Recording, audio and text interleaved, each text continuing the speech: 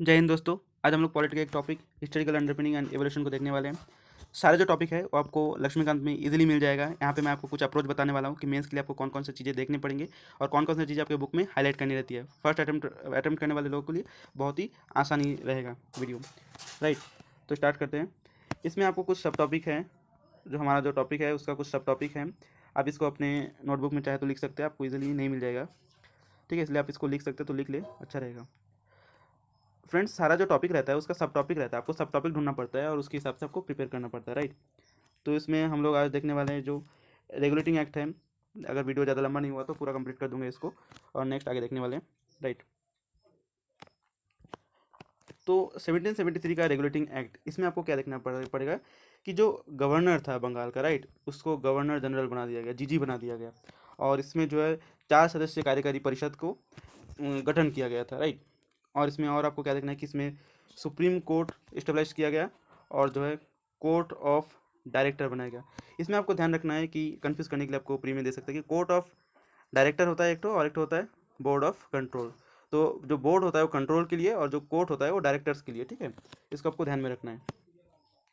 Next इसमें है amending act 1781। तो इसमें बेसिकली क्या हुआ था, ज़्यादा कुछ खास इसमें है नहीं देखने के लिए। इसमें बेसिकली आपको देखना है कि बस सुप्रीम कोर्ट जो है उसका क्षेत्राधिकार बढ़ा दिया गया था। इसमें कुछ उतना ज़्यादा याद नहीं रखना है आपको। नेक्स्ट है आपका 1784 का जो पिट्स इंडिया एक्ट है। इसमें आपको क्या क्या चीज़ें देखना पड़ेगा। तो अभी फ्रेंड्स हमने बात किया था कि एक तो है कोर्ट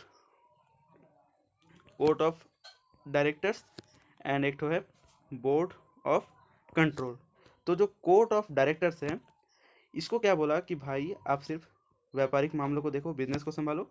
और जो बोर्ड ऑफ कंट्रोल है, इसको बोला कि भाई आप जो है पॉलिटिकल अफेयर्स को देखो। राइट, यानी राजनीतिक मामलों को आप देखो। और इसमें जो है जो दैत शासन है वो स्टार्ट कर दिया गया था। और इसमें आप जो है एक चीज़ और देख सकते हैं कि पहली बार ब्रिटिश आधिपत्य का क्षेत्र जो है इसमें कहा गया था, स्वीकार किया गया था। राइट, फिर नेक्स्ट हम लोग देखेंगे 1786 का एक्ट। इसमें क्या हुआ था बेसिकली, इसमें जो लॉर्ड जो कॉर्नवालिस है उसको जीजी बनाया गया था। राइट, और इसमें क्या किया गया था कि जो काउंसिल है उसके कुछ निर्णय जो है बोला कि आप कुछ परिस्थिति में उस निर्णय को नहीं मानेंगे तो चल जाएगा। और उसको जो है कमांडर इन चीफ का पद भी दिया गया था। नेक्स्ट हम लोग देखेंगे चार्टर एक्ट स्टार्ट होता है। तो यहाँ पे आपको नोटिस करने वाली बात है कि चार्टर एक्ट, जो 4 चार्टर एक्ट की हम बात करेंगे अभी, कौन कौन से हैं, इसमें इंपॉर्टेंट फीचर्स क्या हैं। तो चार्टर एक्ट 1793 में फर्स्ट आया था। इसमें जो एकाधिकार है ना, बिजनेस का जो एकाधिकार है उसको नेक्स्ट 20 ईयर्स के लिए बढ़ा दिया गया था। ठीक है, और इसमें जो बोर्ड ऑफ कंट्रोल है उसके जो मेंबर्स है, राइट, उसका जो भुगतान होगा वो भारतीय राजस्व से होगा। इसके पहले जो है ब्रिटिश लोग भुगतान कर रहे थे इसके मेंबर्स का, बट अभी जो है इंडिया के जो राजस्व है वहाँ से भुगतान होने वाला है इसका। राइट, फिर नेक्स्ट हम लोग देखते हैं चार्टर एक्ट ऑफ 1813। इसमें बेसिकली क्या क्या प्रावधान हुआ था कि जो एकाधिकार है उसको पूरा समाप्त कर दिया गया, लेकिन जो चाय है उसके एकाधिकार को बनाए रखा गया। चाय एंड चाइना, ठीक है, उसके एकाधिकार को बनाए रखा गया था। और उसमें बोला कि जो राजा है उसके प्रभुत्व को स्वीकार करो, है ना। ईसाई मिशनरी भाई आप आओ, लोगों को एजुकेट करो, एजुकेशन दो लोगों को। फिर नेक्स्ट है चार्टर एक्ट ऑफ 1833। तो 1833 में बेसिकली क्या हुआ था कि जो ब्रिटिश जो इंडिया है उसका सेंट्रलाइजेशन स्टार्ट हो गया था। राइट, सारी चीज़ों को सेंट्रलाइजेशन स्टार्ट होने लगा था।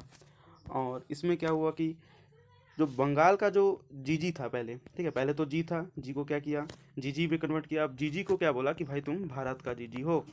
राइट, उसको भारत का जीजी बना दिया। अब आगे क्या करता है, आगे ऐसा करता है कि जो विधायिका जो संबंधित जो अधिकार है ना, विधायिका से रिलेटेड जो अधिकार है वो प्रोविंसेस से समाप्त कर दिया गया, यानी उससे वंचित कर दिया गया था। और अभी शुद्ध शाकाहारी हिंदी में बोले तो विशुद्ध रूप से एक प्रशासनिक इकाई बन चुकी थी कंपनी। राइट, प्रशासनिक इकाई बन चुकी थी। और जो सिविल सर्विस है उसके लिए खुली प्रतियोगिता का प्रयास किया गया था।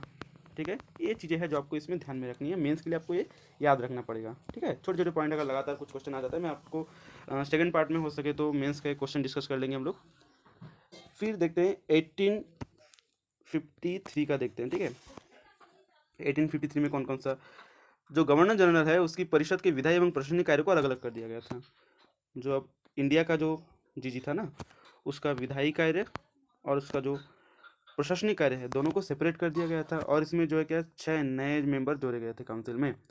और ये जो 6 नए मेंबर जोड़े गए थे इसकी वजह से इसे क्या बोला जा रहा था कि भारतीय विधान परिषद या फिर केंद्रीय विधान परिषद इसको बोला जा रहा था। ठीक है।